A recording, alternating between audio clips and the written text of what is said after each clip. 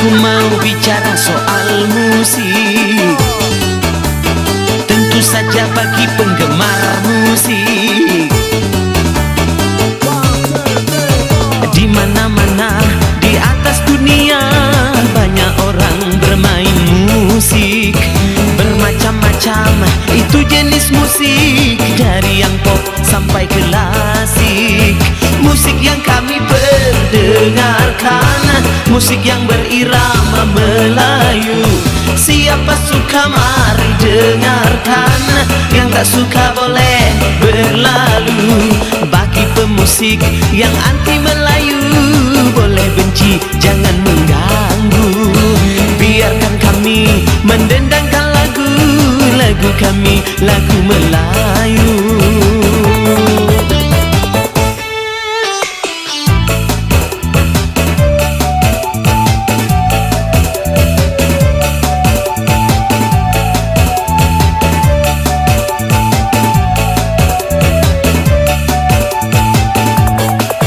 Lain kepala, lain pula kesenangannya pada musik.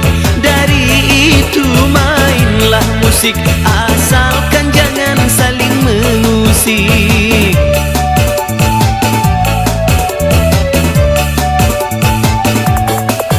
Memang dengan adanya musik, dunia ramai jadi berisik. Tapi kalau tak ada musik, dunia sepi, kurang asik. Di mana-mana di atas dunia banyak orang bermain musik. Bermacam-macam itu jenis musik, dari yang pop sampai klasik.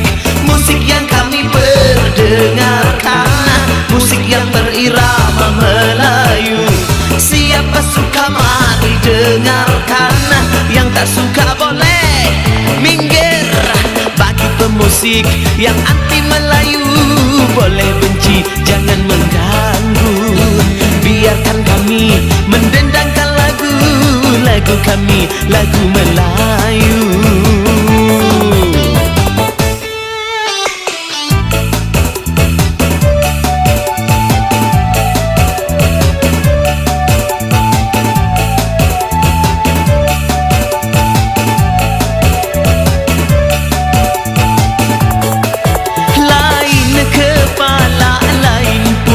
Kesenangannya pada musik, dari itu mainlah musik, asalkan jangan saling berisik.